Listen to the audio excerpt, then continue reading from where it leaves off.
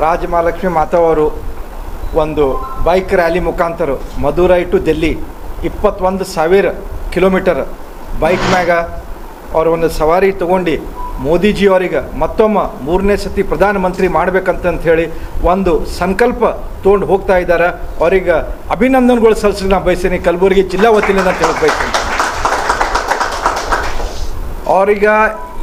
ಅವ್ರಿಗೆ ಪರ್ಸ್ನಲಿ ಏನರೇ ಗೇನ್ ಆಗಬೇಕು, ಏನರೇ ಸಿಗಬೇಕು, ಅವ್ರ ಹೆಸರಾಗಬೇಕು, ಅವ್ರ ಪ್ರಚಾರ ಆಗ್ಬೇಕಂತಂತೇಳಿ ಯಾವುದೂ ಭಾವನೆ ಇಲ್ಲ. ಅವ್ರ ಒಂದೇ ಭಾವನೆ ಇದೆ ಅಂತಂತೇಳಿ ಇದು ಸನಾತನ ಧರ್ಮ, ಭಾರತ ಹಿಂದೂ ರಾಷ್ಟ್ರ ಆಗಬೇಕು, ಎಲ್ಲ ಸಮಾಜದವ್ರಿಗೆ ಮತ್ತೊಮ್ಮೆ ಮೋದಿ ಬಂದರೆ ಅವ್ರಿಗೆ ಎಲ್ಲ ಸ್ಕೀಮ್ಗಳು ಸಿಗ್ತಾವ, ಎಲ್ಲ ಚಲೋ ಕಾರ್ಯ ಮಾಡ್ಯಾರವರು 10 ವರ್ಷನಾಗ.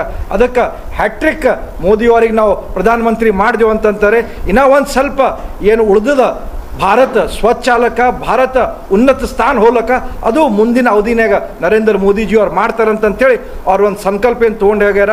ಆ ಸಂಕಲ್ಪಿಗೆ ನಾವೆಲ್ಲರೂ ಪ್ರಾರ್ಥನೆ ಮಾಡ್ಯಾಮಂತಂತೇಳಿ ಅವ್ರ ಮುಖಾಂತರ ಇವತ್ತೊಂದು ದಿವಸ ನಾವು ಅವ್ರಿಗೆ ಒಂದು ಮಾತು ಕೊಡ್ತೇವೆ.